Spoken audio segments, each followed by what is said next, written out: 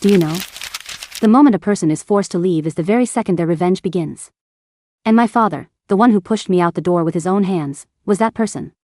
Until one day, fate circled back and sent him, like a broken shadow, to my doorstep. He knelt and begged me, trembling, voiceless, full of regret. It was then I realized, some people don't fail to understand love, they just think you're not worth it. But when they finally realize the cost must be paid by themselves, regret consumes them faster than death ever could. It happened when I was 16. I sat under the orange glow of the restaurant lights, facing my father and Linda, his new wife. Linda's hand rested lightly on his, her smile sweet but cold. My father's eyes flickered uncertainly, his lips trembling slightly, but he still held her hand. Honey, you are my future. I froze, my hands clenching the napkin, feeling the entire world spin. Linda leaned slightly, her smile icy. Good. Then she must leave by the end of the month. The background music in the restaurant seemed to vanish. A waiter passed by quietly, silver trays swaying, aromas wafting through the air, but I felt nothing. My father's gaze shifted between us, finally settling on her hand, trembling slightly, yet offering me not a shred of comfort.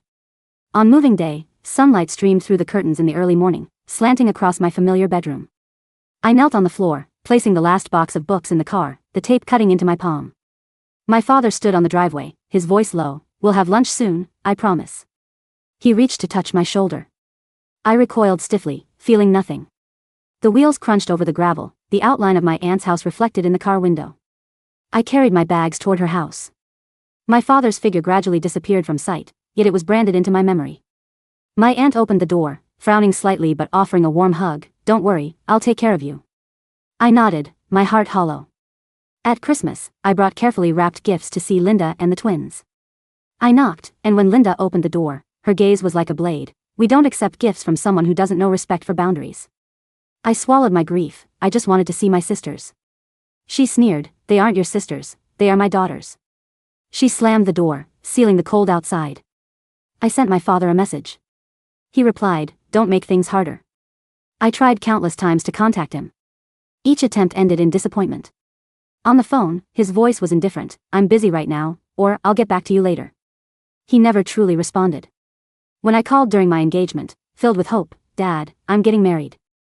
I hope you can come, even walk me down the aisle. Silence. Then, in a low voice, I'll let you know. And nothing more. Through my aunt, I learned they were short on money due to the children's medical bills. I called Linda, I heard about the accident and want to help, no strings attached. Linda sneered, we don't need help from someone like you. Don't call again. That night, I sat alone under the dim light, staring at my phone for 3 hours, finally feeling unprecedented relief. I no longer needed to beg for their love. I deleted my father's number, blocked all of Linda's contacts, and told my aunt, don't tell me anything about them ever again. Life suddenly opened up. At work, I was promoted to team leader. My boss pulled me aside, you've got a different energy lately, more focused, more confident. Colleagues began seeking my advice. For the first time, I felt respected. I began living with regular routines, no longer tossing and turning all night. Those past humiliations followed me like shadows, but gradually transformed into strength. In high school, I once made a cake for my father's birthday. He barely glanced, don't mess up the table. My palms were sweaty, my head bowed. In college, when he called about homework, I answered cautiously, I have assignments today. He said casually, don't waste time. That sense of being undervalued was etched deep. At a high school dance, wearing a new dress, he coldly said, better dress casually, don't steal my attention. I froze, unable to describe the humiliation. Every birthday, every grade, every school event, every attempt to share joy was crushed by his indifference. These experiences didn't break me. Instead, they taught me to observe, judge, hide my emotions, and quietly accumulate power. I knew that if one day I gained the upper hand, he would have nowhere to escape. Over time, I ended my marriage to my ex-husband, who shared my father's coldness and controlling nature. I moved into a sunlit apartment, finally feeling free. I picked up a paintbrush again, letting colors flow. For the first time, I realized I could create beauty. My works were exhibited in galleries, admired by collectors, my name beginning to circulate in the art world. The sense of self-control in life made me understand that past rejection and neglect were the fuel for revenge. Every setback taught me that only I could control my destiny. I trained my will, my intellect, and my insight, letting a potential plan of revenge take shape in my mind, calm, precise, leaving no escape for the perpetrator. I remarried, this time entirely for myself, without my father's shadow, without needing his blessing. Sunlight poured into my new apartment. Each memory of past humiliation strengthened my resolve. Revenge is not impulse, it is inevitable. 3 years later, the doorbell rang. I was focused on the canvas in my studio, my fingers still streaked with dried paint. The bell exploded like thunder, pulling me from my thoughts. I wiped my hands and walked to the door. Outside stood my father, thin, gray, stripped of all light by years and illness. His shoulders slumped, even his steps weak. "Hi, sweetheart," he said, low and trembling. I need to talk to you about something important." I didn't respond immediately, only stepped aside to let him in. Sunlight streamed through the floor-to-ceiling windows, illuminating the canvas, each stroke a symbol of my independence and freedom. This was my world, he had never truly belonged. He glanced around the room, eyes resting on the paintings. You've done well." He forced a smile, eyes conflicted. "I'm proud of you." Finally, I spoke, calm and icy. "Why are you here?" He lowered his head, fingers twisting nervously. "I'm sick, kidney failure. The doctor said without a transplant, I might not last. You're the only compatible donor." I stared at him, coldness flooding my heart. The years of neglect, ridicule, and rejection, all carved like knives in my memory. Now he stood before me, a supplicant, while I held the power. I felt a calm, profound strength surge. "You know," I said, slowly approaching him, each step tightening the room's tension, "you chose her in the restaurant 11 years ago, not me. Now it's my turn to choose."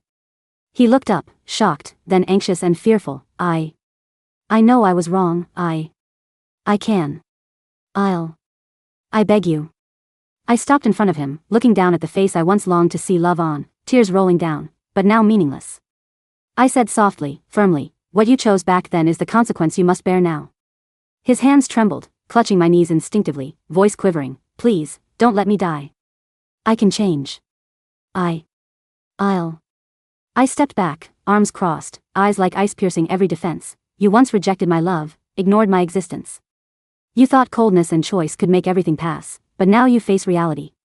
He began to plead, voice speeding, trembling with fear. I have grandchildren I want to see grow.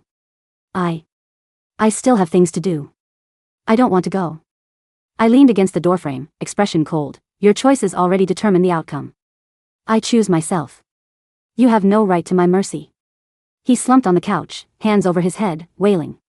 I approached slowly, each step striking at his heart. "Remember, you chose her, not me. Now your pleas are meaningless." 9 months later, I learned from the news that he had passed away. I did not attend the funeral, nor did I send any condolences. Sunlight streamed into the apartment, onto my canvases and brushes.